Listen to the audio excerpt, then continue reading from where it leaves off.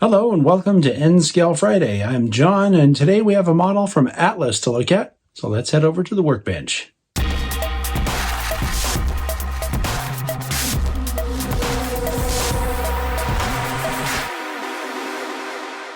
Alright, so here's what we're looking at today. This is an N-Scale ALCO S-4. This is made by Atlas, and it comes from their Master Series. I'm looking at Atlas's website, and I see that this has a list price for $234.95 as the undecorated version, or $244.95 as the decorated version. Something that I'm finding a little strange is that when this is being recorded, the DCC Ready version is not listed on their website. There are a few different road names and road numbers on the website, so your best bet probably would be to go to the Atlas website and see if they have the ones you're looking for.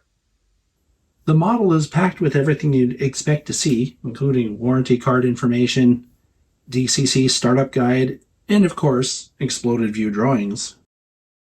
Well, something I noticed as I was unpacking this out of the case that it came in is that it has a fair amount of weight to it.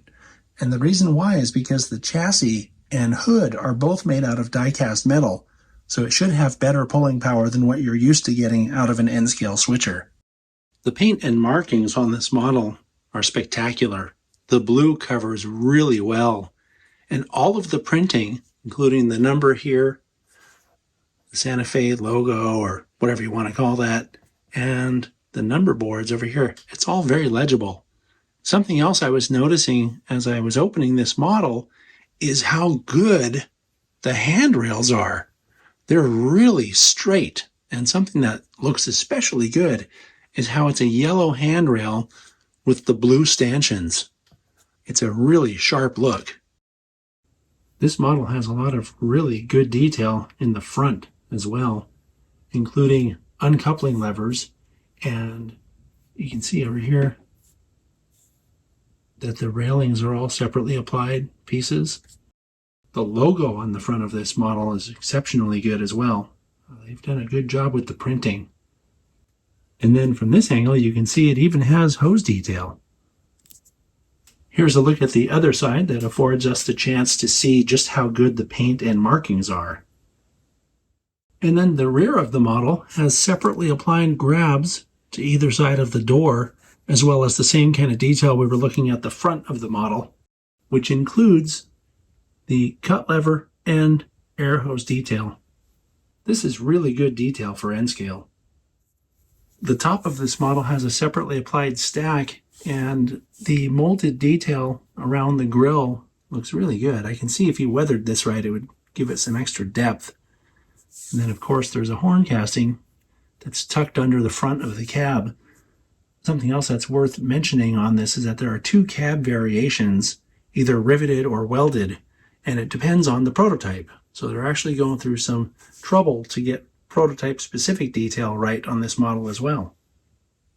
All right, and as you know, this is my favorite part of every spotlight. When we have a locomotive, it's time to run it.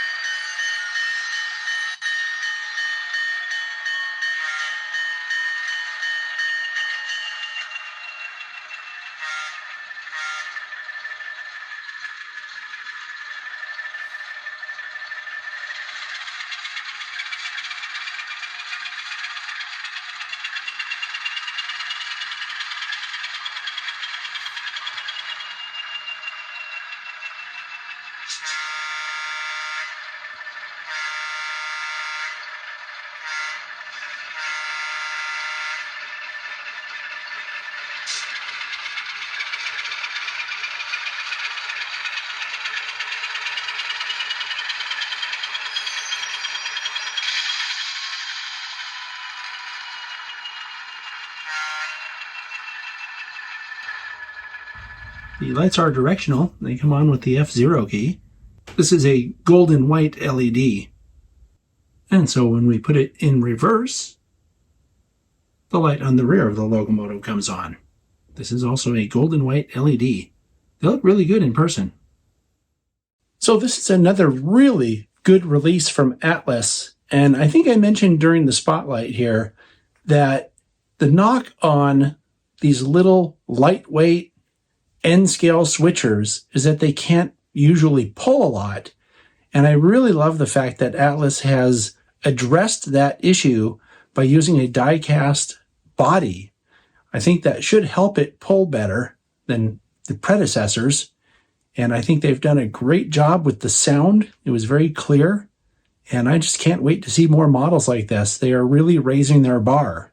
So good job, Atlas. I'll see you next time.